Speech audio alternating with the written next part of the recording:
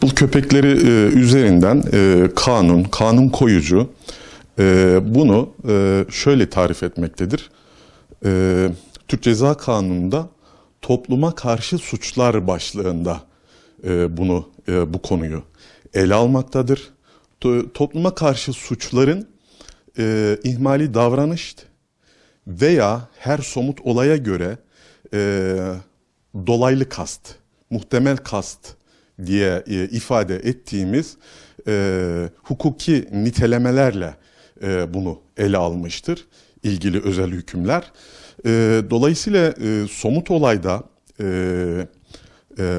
Pitbull'un veya başka bir köpeğin, sahipli köpeğin bir takım önlemler alması gerekir. Yine bunu sahibinin sorumluluğu başlığında ele almıştır kanun koyucu. Dolayısıyla sahibi onu ağızlık dediğimiz, tasma dediğimiz, çocukların oyun alanlarında alınması gereken önlemler veya hayvanın mıntıkasından çıkartıldığında alınması gereken önlemlerle onlara yükümlülükler yüklemiştir. Dolayısıyla bu yükümlülükleri yerine getirmeyen köpek sahipleri ya ihmali davranışla veya muhtemel kasıtla yargılanacaklardır. Bu gündeme gelen Pitbull meselesiyle ilgili bu sahipli bir köpek. Sahipli köpeklerdeki hukuki sorumluluk sahiplerine ait. Peki bu köpek sahipsiz bir köpek olsaydı ve yine bir vatandaşımıza saldırsaydı hukuki durumu, işte yeni yasal düzenlemeler var. Kanun koyucu işte hayvanlara eziyet, işkence kapsamında cezai müeyyideler öngörmekte. Fakat vatandaşlarımız korkmakta.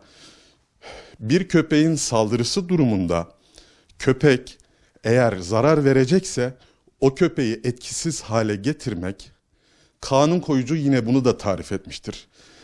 Istırar hali veya meşru müdafaa kapsamında o köpeğin etkisiz hale getirilmesi, hukuki anlamda bir cezai müeyyide ile karşı karşıya bırakmaz vatandaşlarımızı. Dolayısıyla birçok konu manipüle edildiği için ve bilgi kirlilikleri çok olduğu için vatandaşlarımız bu konularda tam bilgi sahibi olmadıklarından mağdur olabiliyorlar, tehlikeye düçar olabiliyorlar.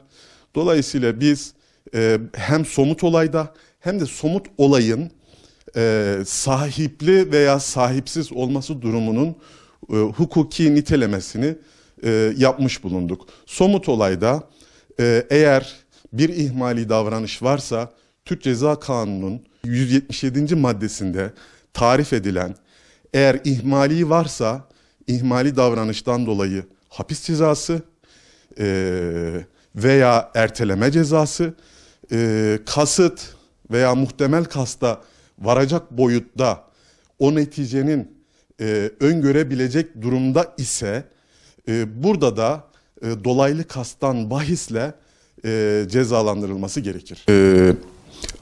Köpekleri gezdirirken muhakkak surette pitbull olsun veya başka bir köpek olsun ağızlıklar kesinlikle kullanılmalı. 2, tasmaları kesinlikle olmalı. Çünkü o sahibinin hakimiyetinde ve kontrolünde bulunmalı. Bilhassa işte parklara veya köpek parklarına götürülen hayvanlar götürülürken muhakkak ağızlık ve tasma kullanılmalıdır. Kullanılmadığı takdirde cezai müeyyide olarak idari yaptırımlar söz konusu. Çünkü Türk Ceza Kanunu bir fiil meydana gelmeden bir ceza uygulayamaz. Fakat bunu idari yaptırımlar başlığında, yani idari yaptırım olarak ancak engellenebilir. Yine sorumluluk belediyelere düşmekte. İşte bu hayvan barınaklarını çoğaltması gerekiyor. Zabıtaların burada titizlikle çalışıp başıboş hayvanları hayvan barınaklarına taşımaları gerekiyor. İşte birkaç örneğini yaşadık. İşte sabahın erken saatlerinde işte okula giden çocuklara saldıran başıboş köpeklerin saldırılarını da gördük. Dolayısıyla burada en büyük görev yine belediyelere düşmekte. Başıboş hayvanlarla ilgili de önlemleri maksimum seviyede almaları gerekiyor, barınaklara taşımaları gerekiyor.